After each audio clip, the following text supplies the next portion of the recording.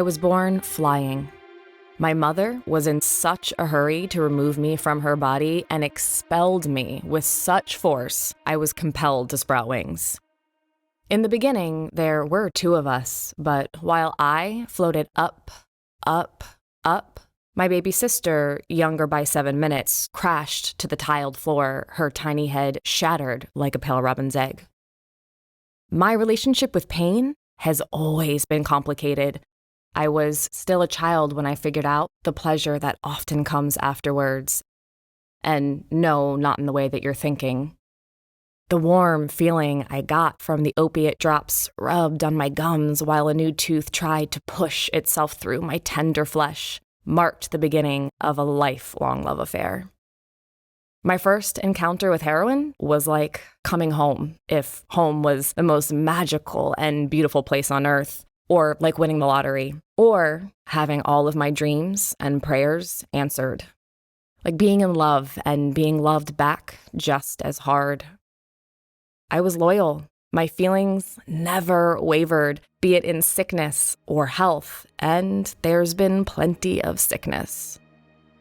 And now, here I am, battered, soaked, and not just by the rain, standing in front of an electric space heater in the Tenderloin while a stranger washes the mud out of my tights.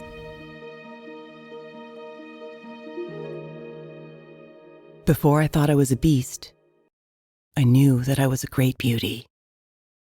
People's eyes followed my every movement, and my movements were full of grace and holy breezes. I was a snow queen and a swan, but snow melts and swans die. And unspeakably wicked things sometimes happen to young girls. Like me. Instead of watching myself pirouette in long mirrors, I sit on the rusty hood of a permanently stalled Dodge Dart and watch the rest of life dance by me. I've learned to be still enough that no one can see me, or so I tell myself. My beauty has been outweighed by my battering. My grace has lost the battle. I'm melting, and no one can see, or so I think. I've always been bad at pretty much everything. In kindergarten, I struggled to print my name, ended up poking my table partner in the soft part of her hand between her earnest, pencil-clutching little fingers. At quiet time, well, I just couldn't do it. I couldn't even look cute like the other little girls. Always too much of me in some places and not enough in others. Each year I moved up a grade where more work waited for me. More kids laughed at me. Reading was an absolute shit show. The letters ran away from me. For Christ's sake, I still could have used some help writing my goddamn name. And at home... When I got to 6th grade, I finally found something I was good at. And I mean good. Fucking! All that time I had a great talent hiding between my legs. Who's laughing now? My body is a temple, really. The collection plate is always full of blood and tears and jewels and money, sometimes even nail parings or prayers. I love it all. My congregants worship the ground I walk on. They lick the floor before I place my long, slender, Louboutin-clad feet upon it. They lick it again as I glide by, hoping for a crumb of dirt from my shoes. Fat chance. Or if they're really lucky, a sharp kick to the rib cage. I am a goddess. When I slam the dungeon door to announce my arrival, everybody and everything stands at attention. Unless I command otherwise, of course. My mind is like the steel traps I keep my slaves in. Strong, sharp, and brilliant. Blindingly so, really. I don't miss a trick.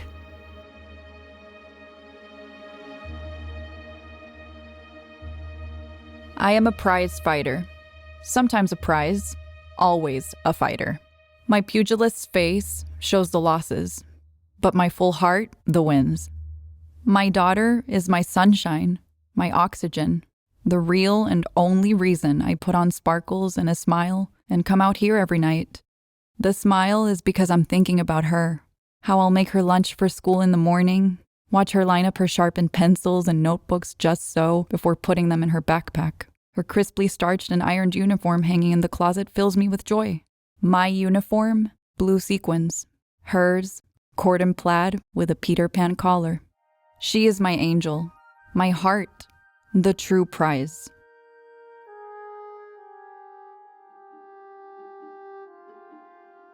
I come from a long line of strong and beautiful women. Since these photographs were made, I've become a mother and a grandmother many times over. Our lineage perseveres.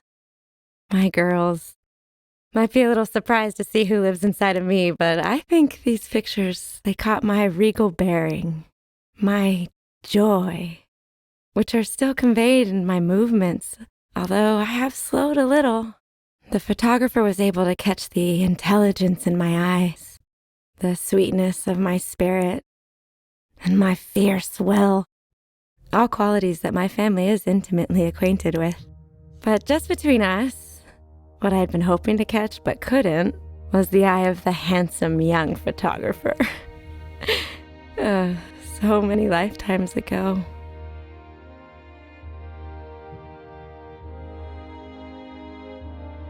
In a city bursting with ripe, gorgeous women, I'm at the top of the heap. Exactly where I like it.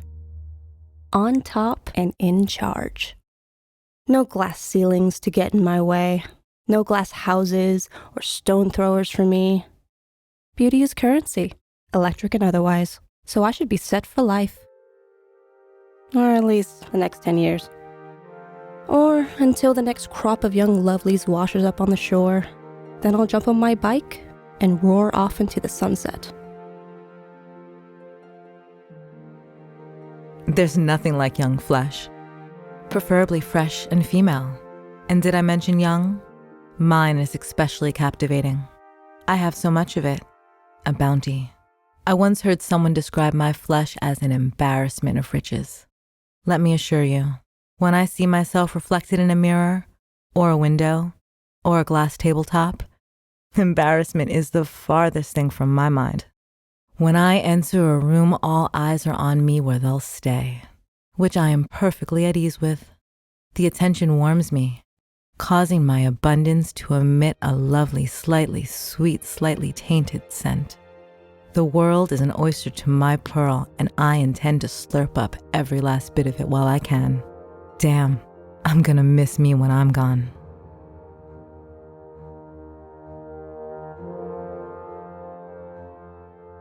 I keep to myself. My world has room for one, and that's me. Not me and my man. He needs to keep out. Not kids either. Definitely keep out. My mom? Same thing. My dad? Don't know him. Myself? Maybe I don't know her either. Sometimes not even enough room for her. 20 toilets scrubbed and scoured, or 20 minutes on my back. 15 beds with dirty sheets stripped and remade, or 15 minutes on my knees. Sweating over a crusty, greasy kitchen, or doing it doggy style for no time at all. Which would you choose? A game of tennis that lasts for approximately 30 years with a man that you hate, or a half hour of double penetration, no animals. 100 dinner parties which require 2 hours of small talk each, or being tied up and playfully tortured for an evening. Living a life of quiet desperation, or screaming your angry song from the rooftops. I know what I choose. I'll take the high road, every time. Dear Mom and Dad, I really like living in San Francisco. There's so much going on here and lots of interesting people. I'm so lonely. My savings are holding up, and I have a few job interviews next week. I'm selling my body and soul to anyone with $50. Yesterday, I rode my bike to the Golden Gate Bridge and walked across it to Marin and back. It took all my strength not to jump. I'm making friends with some of the people in my apartment building. I especially like the photographer who lives down the hall from me. He sits with me when I'm dope sick and waiting to score. Nobody else talks to me. Has Honey had her puppies yet? Oh, I wish I could hug her right now. I'm so sorry. I hope Marissa had fun at the prom. I'm so sorry. Maybe I could come home for Thanksgiving? Please help me. Love, Hannah. They call me Pearl. At any given time, in any given place, there are Alices floating around us. We may not always recognize them, but they're here. They're skimming the landscape, sometimes stopping to hover just above, hoping to spy a safe place to land. Sometimes in a classroom, lost in the shuffle, lost in thought, or just lost. Sometimes being pulled along by an adult so immersed in their own quest for survival, an Alice is no more than an invisible burden attached to an overworked, nail-bitten hand. She is creating her own world, living in her head, waiting for the time when she can tiptoe tentatively beside us. If things go well, she can someday stand tall in a crowd. Look carefully at your own children, at your students, your neighbors.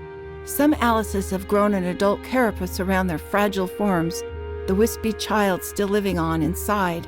The lucky ones find a place to make a soft landing, or are resilient enough to survive the bumps and sharp places. They'll grow strong and take their places in the ranks. And then there are the wounded souls still wandering in their purgatories, flocking to dark streets and big cities like flowers stretching their faces to the sky, hoping for rain, or children searching for a mother's love, or someone dying for the touch of another human being, or dying. An original sinner with no sin, craving redemption. So don't forget to look, and look carefully. You may be the place, you may be the one, the safe landing, be it bumpy or soft, because Alice has nowhere to land.